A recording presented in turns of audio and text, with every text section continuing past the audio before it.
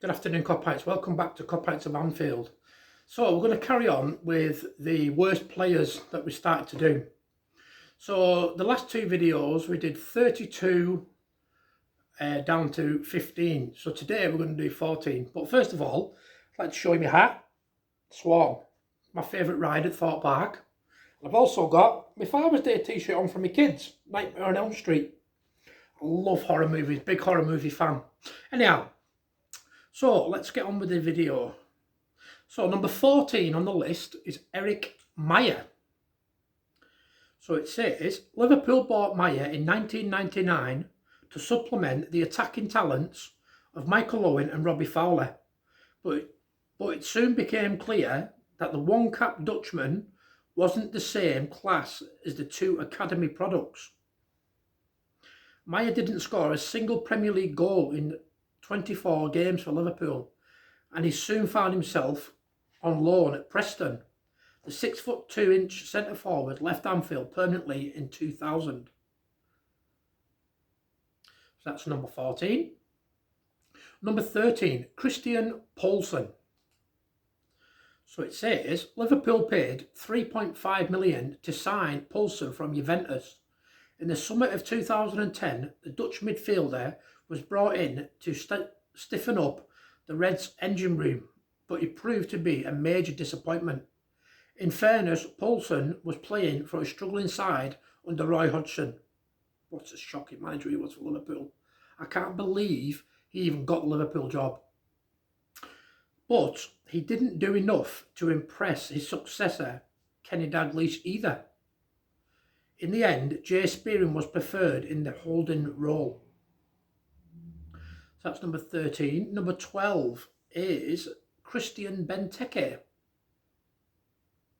Benteke established himself as one of the Premier League's most clinical marksmen at Aston Villa, prompting Liverpool to splash out 32.5 million on the Belgian international.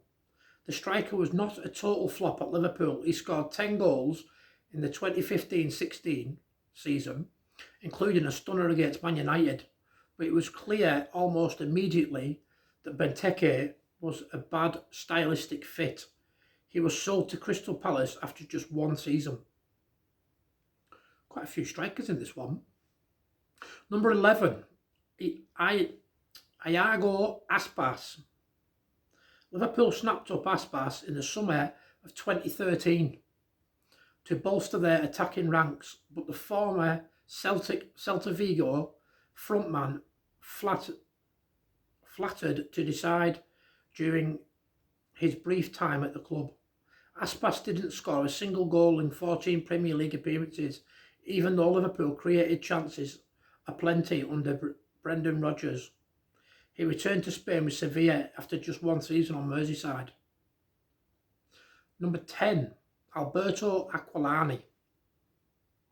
Undoubtedly a talented footballer, Aqualani's arrival at Anfield in 2009 generated much excitement, a replacement for the departed Xabi Alonso. Nowhere near as good as Xabi Alonso. Absolute icon. The Italian had impressed for Roma over several seasons, but injury blighted his time at Liverpool. Aqualani just couldn't stay fit. While Roy Hodgson decided he didn't particularly fancy him after replacing Rafael Benitez in the dugout in 2010, Aqualani went back to Italy on loan and never played for the Reds again. Number 9, Charlie Adam. My brother-in-law absolutely hates Charlie Adam. He calls him a fat pie-eating bastard, which I find quite funny. Adam shone for Blackpool, even as they were relegated in the 2010-11 season, earning himself a move to Liverpool. The midfielder possessed an excellent left foot, but he was immobile and unathletic, and the Reds naturally didn't build a team around him as Blackpool had. Adam played 35 times for Liverpool in the 2011-12 season, but he didn't do enough to convince Brendan Rodgers to keep him at the end of that campaign. The Scot went on to spend 7 years at Stoke. Number 8, probably the biggest flop in Liverpool history, although he won a few trophies, Naby Keita. who got voted, I believe last season, the worst signing in Bundesliga history. So it says, heralded as an all-round midfielder who had been taking the Bundesliga by storm with RB Leipzig. Keita looked like the perfect fit for Jurgen Klopp's dynamic front-footed team. The Ghanaian international arrived to considerable fanfare in 2018. Keita had his moments during a 5-year spell, but he seemed to be on the treatment table as much as he was on the pitch. His 59 million investment did not pay dividends. Number 7, another striker, Fabio Borini.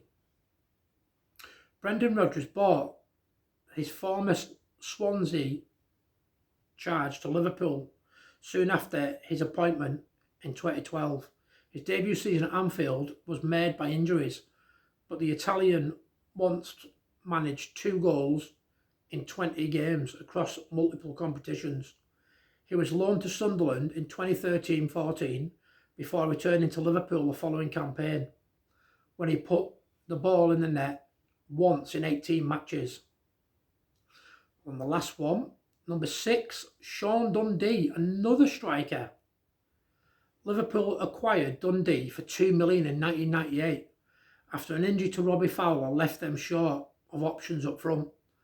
The South African had previously been prolific for Karlsruhe, I can't pronounce that, in Germany, but his time at Anfield was utterly forgettable. Dundee made just 3 substitute Premier League appearances in total before being sold back to Germany with Stuttgart. One player I do regret signing was Shawn Dundy. He was terrible on and off the pitch, Ray Evans said later. So that's it for this video. I'll be back shortly to do the 5 down to 1. So don't forget, subscribe to the channel, leave a like and a comment, and I'll catch you very shortly. Take it easy.